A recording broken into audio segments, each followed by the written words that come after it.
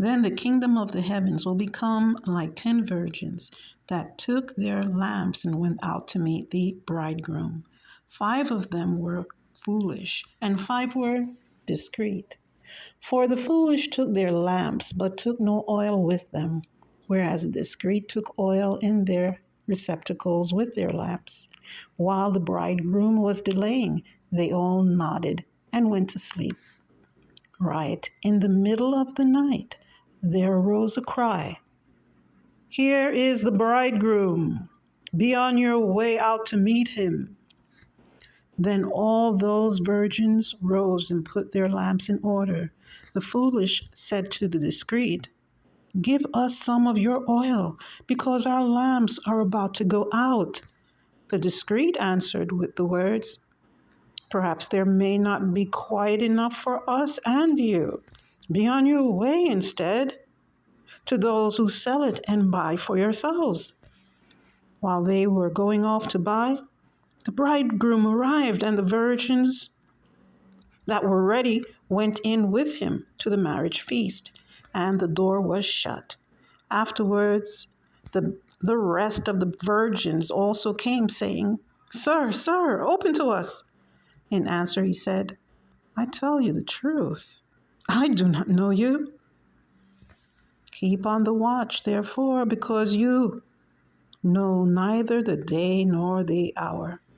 Matthew 25, 1 through 13. Typically, this parable of Christ is told about being alert and being prepared to receive Christ. And many people have become callous towards this particular parable.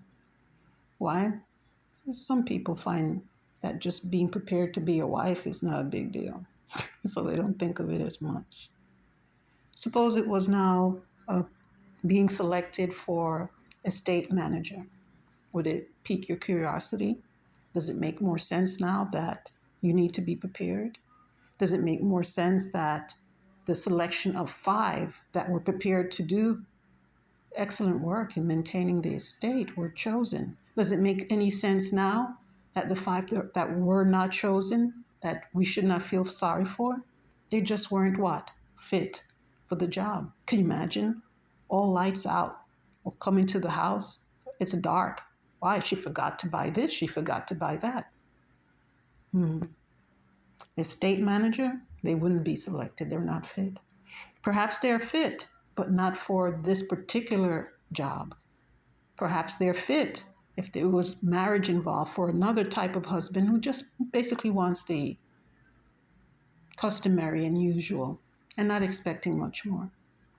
But for a position that requires you to be more than just the customary and usual, or to provide more than just the customary and usual, perhaps somebody wants you to be, to assist them in life, to be an advisor, to be discreet, to be wise, to share information, to learn and to be taught and to teach, and wants a real companion, a person who could manage business and help him out, right? Would you select the 5 versions that weren't prepared? Nah. Would you feel sorry for them? Nah. So oftentimes people will see this as selfishness, that the other 5 did not help them out or even let them walk with them. But it's a competition. Seriously, you want them to actually succeed and then you fail and you were the one that was prepared? No, it's very discreet and very wise.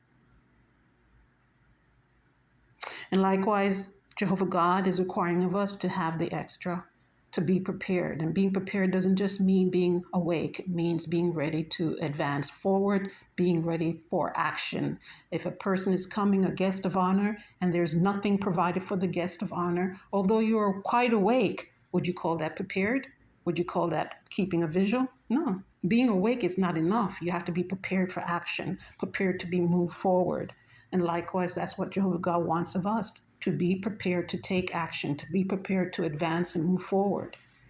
We want to be selected, but are we really prepared? Do we have the necessary things? Do we have the right stuff? Think about it.